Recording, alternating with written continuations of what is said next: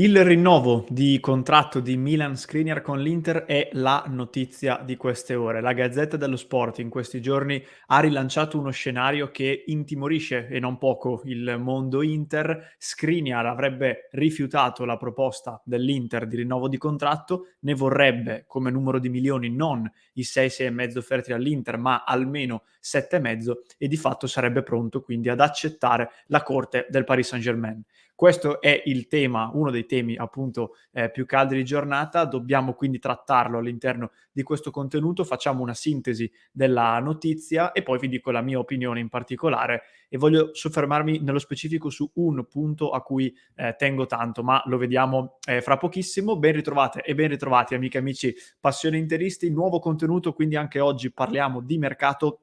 Però il calcio giocato si avvicina perché sabato torna il campionato, ci sarà Inter-Roma e noi, come sempre, su Passione Inter saremo in diretta, pronti a seguirla insieme a voi.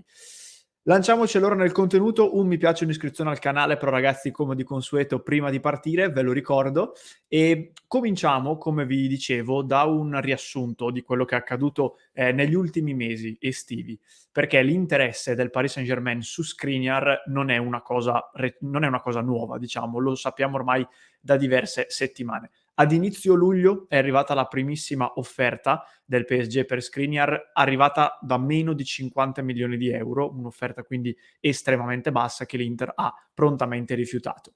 Il PSG però non ha mollato l'osso, diciamo, ha continuato a trattare e a corteggiare a Milan Skriniar fino di fatto al giorno in cui Skriniar è stato tolto dal mercato ed era più avanti rispetto alla metà di agosto, quindi è un corteggiamento che è durato più di un mese e mezzo. L'offerta, diciamo, più corposa che è arrivata nel corso di questo periodo toccava i 57 milioni circa, compresi i bonus per l'Inter, ma anche in questo caso è stata rifiutata. Il 19 agosto, a poche ore dalla seconda giornata di campionato, Steven Zhang ha deciso di togliere dal mercato Milan Skriniar, queste sono le notizie che erano arrivate al tempo, e poi nel giro di quei minuti, di quelle ore, era emersa la notizia secondo cui da lì a breve sarebbero cominciate le trattative per il rinnovo di contratto. Trattative che, aggiungo io, erano inevitabili, dato che Skriniar, come sappiamo, va in scadenza a giugno nel 2023 e quindi nel momento in cui rifiuti un'offerta così importante, lo togli dal mercato, è ovvio che devi iniziare le trattative.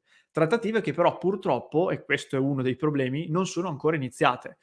Si diceva di lì a poco, appena chiude il mercato, poi quando è chiuso il mercato c'era stato il derby, c'era le prime partite di Champions, quindi bisognava appunto concentrarsi soprattutto sul campo. Dopo una ventina di giorni circa da quel giorno, anzi una ventina di giorni da inizio settembre più o meno si diceva e avevamo avuto conferma anche noi di Passione Inter su questa cosa, cioè di un incontro previsto tra la fine di settembre e l'inizio di ottobre, che però attualmente non è ancora avvenuto, in cui l'Inter avrebbe fatto, si diceva, l'offerta massima. Quindi incontro, offerta massima, sì oppure no, senza grossi margini di trattativa.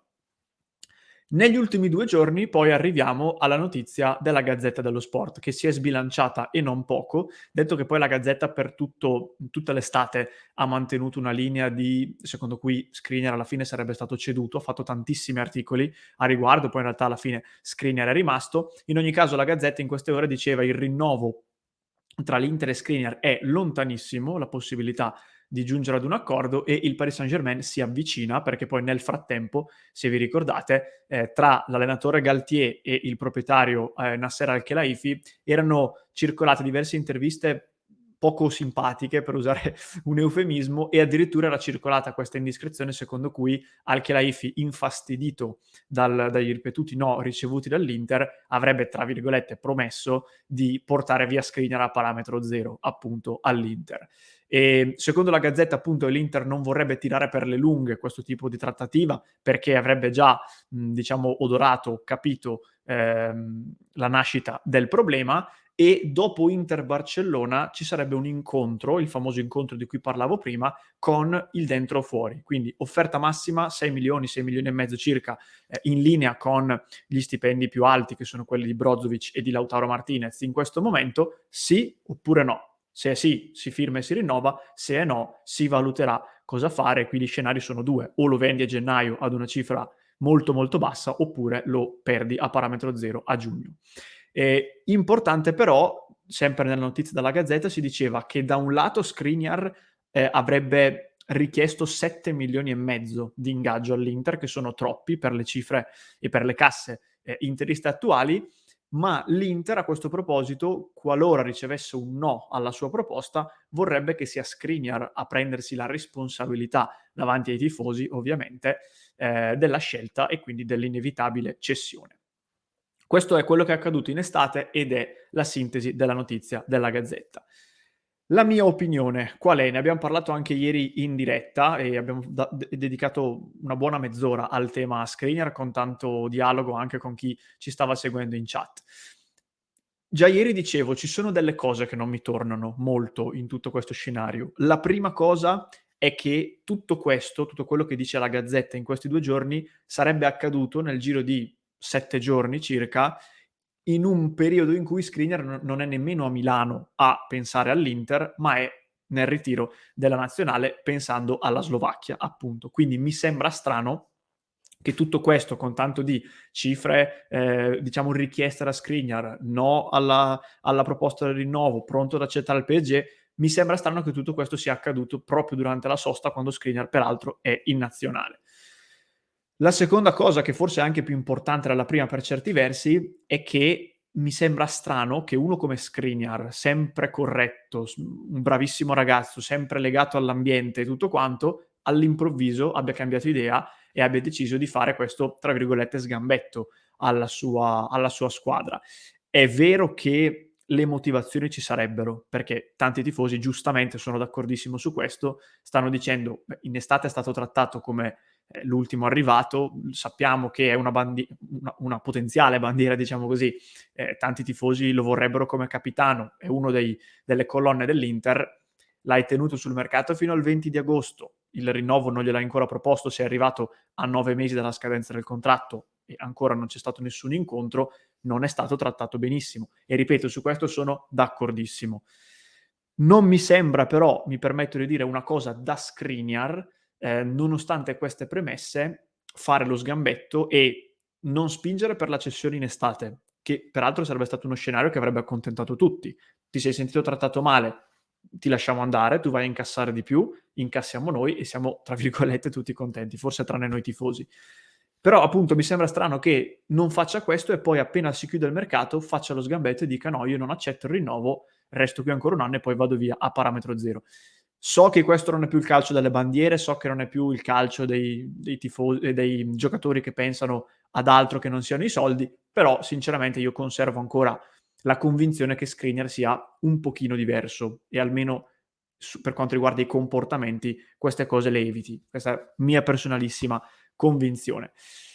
Altra cosa che vi metto lì, anzi altre 2 cose che riguardano la stampa in generale. Il primo aspetto riguarda, diciamo, l'emersione di certe notizie durante le soste per le nazionali. È abbastanza comune che durante le soste, quando magari ci sono meno argomenti di cui parlare, sui giornali spesso emergano delle notizie anche abbastanza forti come questa, che poi non è detto che si rivelino corrette. Quindi teniamone da conto, non è questo per smentire la Gazzetta in questo caso, però è una dinamica che abbiamo visto spesso. Inoltre sappiamo che di per sé nemmeno i giornali in quanto tali non sono quasi mai stati particolarmente benevoli nei confronti del mondo Inter e a questo mi voglio ricollegare. Quando vi dicevo in apertura di contenuto mi voglio soffermare su un punto. Il punto è questo: io ho già letto in tantissimi, anzi diciamo tanti, non tantissimi, che sui social, eccetera, hanno già cominciato a scrivere: "Skriniar è un venduto, Skriniar è un traditore, allora anche Skriniar è come gli altri, vergognati", eccetera.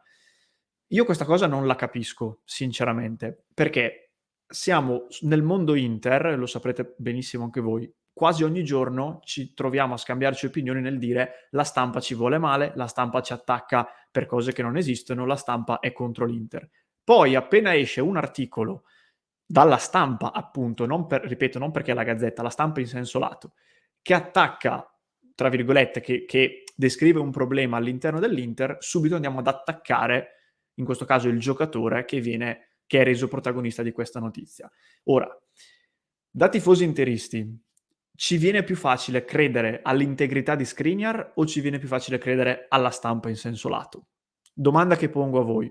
Io per il momento mi sento di stare ancora dalla parte di Skriniar e non intendo minimamente iniziare già a dire venduto e tutto quanto, solamente perché un giornale mi dice che forse non rinnova, che ripeto è un'opzione plausibile, ma poi è tutto da dimostrare. E poi un'altra cosa, cioè l'Inter in questo momento è in un momento di difficoltà, lo sappiamo, a livello fisico, a livello mentale, eccetera. È il caso, domanda che vi pongo, di giocarci anche la stabilità e la serenità di quelle poche colonne a cui ancora ci possiamo aggrappare? Skriniar è un giocatore che, per quanto non stia facendo bene nemmeno lui, è un giocatore a cui io mi sento di aggrapparmi nei momenti di difficoltà. È il caso, visto il momento, di iniziare a bombardare anche questi pochi giocatori a cui ci si può aggrappare in questi momenti? Non lo so, dal mio punto di vista no, la risposta è no. E quindi quello che volevo, diciamo, con cui volevo concludere questo contenuto è un appello ai tifosi dell'Inter a mantenere la calma. Non iniziamo subito ad attaccare Skriniar solamente perché è uscito un articolo che ci dice che. Vediamo cosa succede. Capiamo quello che sta succedendo, ci facciamo dei dibattiti, come è normale che sia e come mi auguro faremo anche qui sotto nei commenti, ma non saltiamo a conclusioni affrettate andando ad attaccare un giocatore che per il momento non ha fatto nulla per meritarselo, anzi ha fatto tantissimo per meritarsi sostegno. E comunque evitiamo di tenere un comportamento che in ogni caso danneggia la squadra, perché quando attacchi una componente in qualche modo crei dei danni alla tua squadra, non l'aiuti ad uscire da un momento di difficoltà. Questa è la mia opinione. Chiudo facendovi vedere anche delle dichiarazioni che sono emerse oggi in un'intervista a DAZN, proprio da parte di Skriniar. Ha parlato di tante cose, non di mercato, però questa cosa secondo me è molto importante. Sui tifosi gli è stato chiesto e lui dice: sono felice di avere questo rapporto con loro. Io ho sempre cercato di dare tutto per questi colori e per questa squadra anche ora. Per questo loro mi vogliono bene, ho un bellissimo rapporto con loro e li ringrazio per il loro affetto. Significa tanto per me. È evidente che possono essere anche parole di contorno, possono essere parole vuote, tra virgolette, però conoscendo la storia di Skriniar, secondo me anche queste parole hanno un peso. Quindi se dovesse finire come dice la Gazzetta, io sarei delusissimo e mi cadrebbe anche per certi versi un mito come Skriniar di cui ero e sono ancora pronto ad acquistare la maglia. Però aspetto a dare giudizi, aspetto a fare commenti perché non sarebbe la prima volta che si descrive uno scenario e poi all'improvviso accade l'esatto contrario. Questa era la mia opinione e questa era la conclusione di questo contenuto. Quindi vi invito ancora una volta a lasciare un mi piace e un commento, soprattutto voglio sapere ragazzi la vostra nei commenti, alimentiamo il dibattito come sempre con dei toni rispettosi senza cadere negli attacchi e negli insulti. Vi ricordo che se poi volete continuare a dibattere di questi temi e di tanto altro con noi c'è anche il club di Passione Inter, quindi www.passioneinter.club per rimanere aggiornati e per continuare a dibattere e anche per sostenere il nostro progetto. Ed infine ti ricordo che se mi stai seguendo in podcast, in descrizione ti lascio il link ad un altro contenuto da non perderti, mentre se mi stai seguendo su YouTube il link ti compare qui alla mia destra.